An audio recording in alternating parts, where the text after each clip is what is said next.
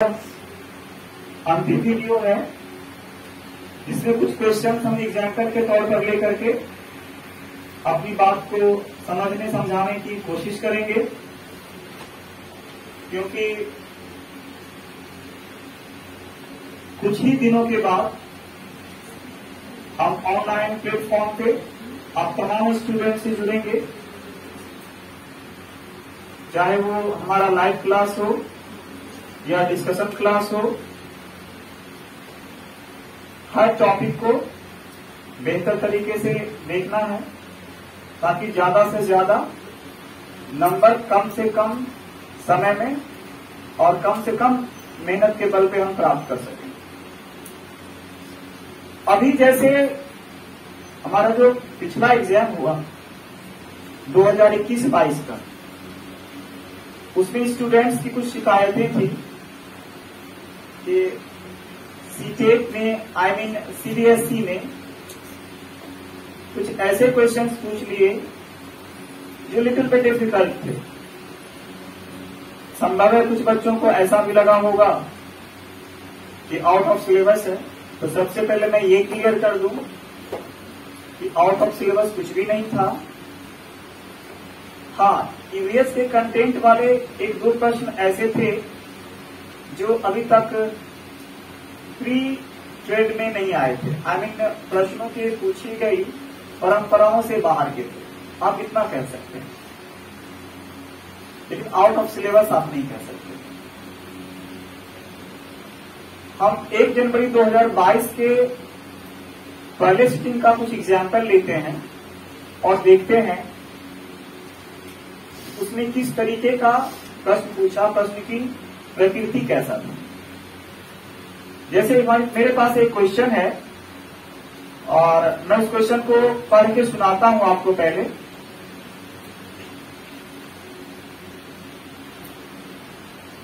निम्न में से कौन सा नियम यह सुझाव देता है कि शरीर के विभिन्न अंग विकास के विभिन्न चरणों में भिन्न भिन्न दरों से विकसित होते हैं। मैं प्रश्न फिर से दोहरा देता हूं।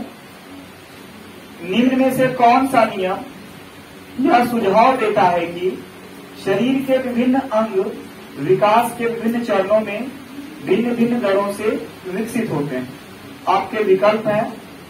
पहला विकल्प है विकास एक आयामी होता है।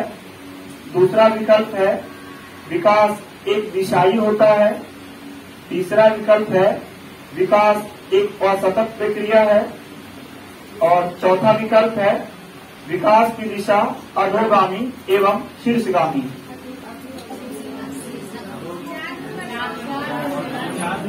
जैसा कि आप जानते हैं, विकास का मतलब होता है किसी भी बच्चे के विकास के संदर्भ में भी बात की जाए तो कम से कम 4 आयाम तो उसके अवश्य होंगे। शारीरिक विकास, जिसे आप फिजिकल डेवलपमेंट कह सकते हैं।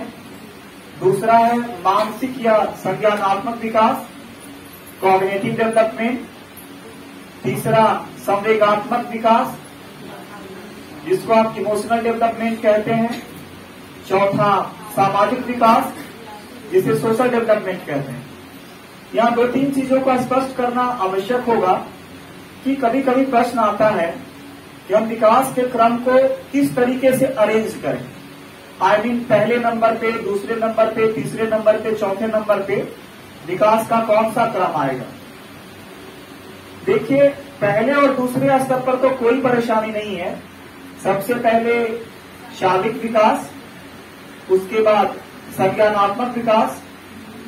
तीसरे चौथे नंबर को अरेंज करने के लिए हमें क्रो एंड क्रो महोदय की एक परिभाषा को मदद के तौर पर लेनी होगी, जिसमें इन्होंने कहा है कि किसी भी व्यक्ति का सामाजिक और संवेगात्मक विकास साथ साथ होता है।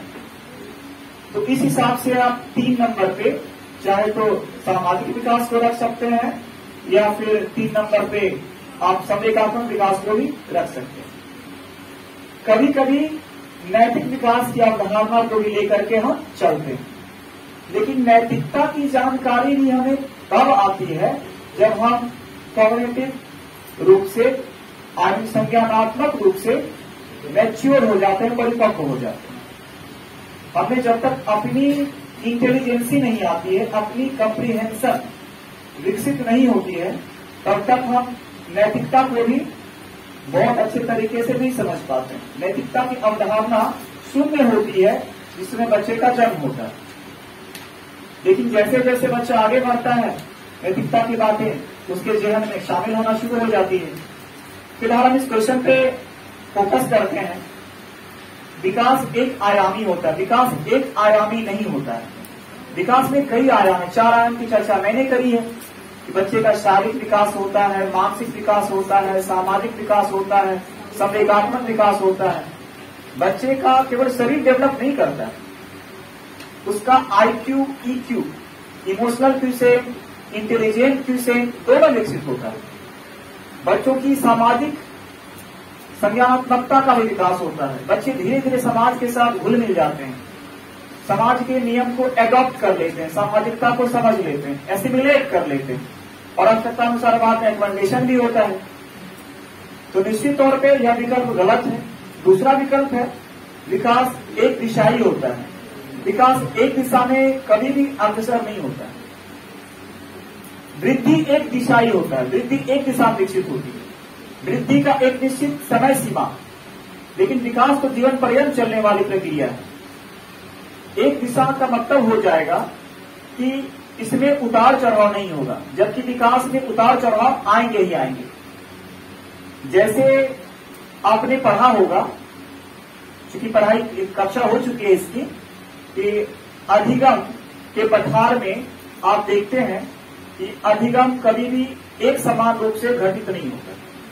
सरल देखिए, अधिगम के जो पठार होते हैं उसमें से 4 प्रकार के पठार होते हैं।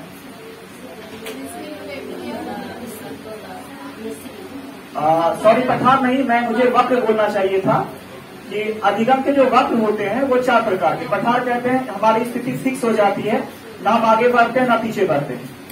तो अधिगम का जो वक्र होता है, कर्व ऑफ लर्निंग, ये 4 प्रकार का होता है।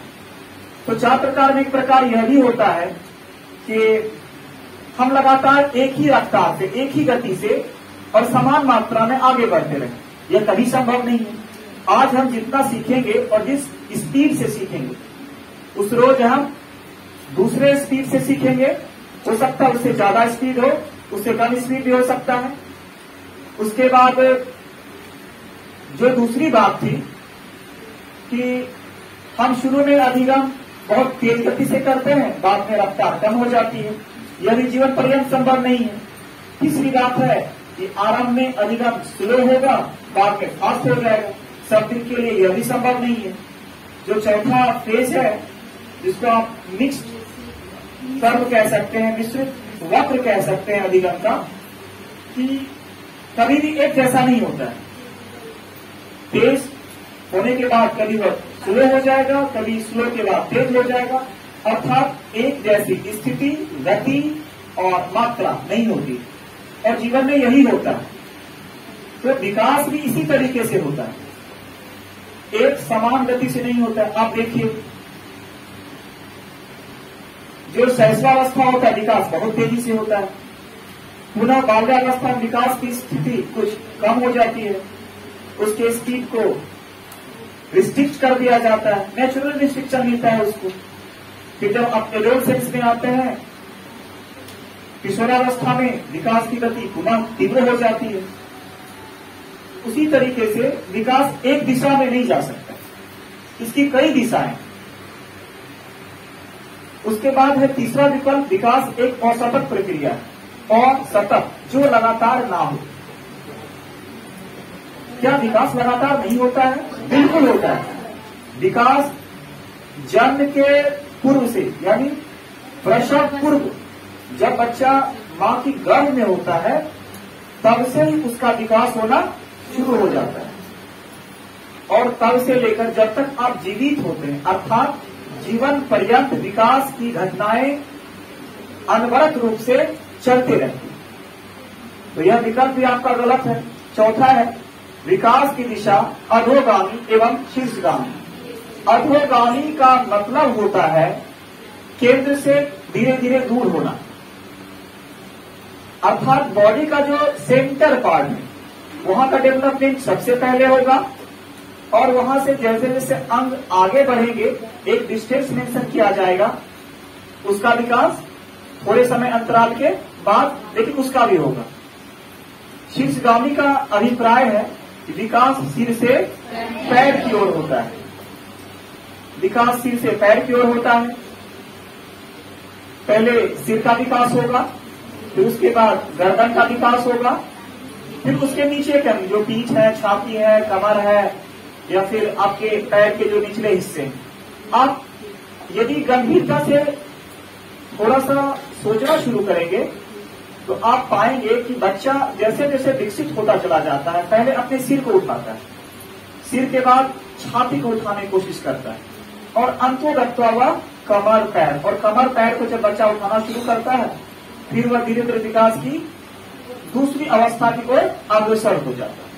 इस हिसाब से हमारा जो उत्तर होगा वह 1 का चौथा होगा कि विकास की दिशा अधोगामी एवं शीर्षगामी होता है।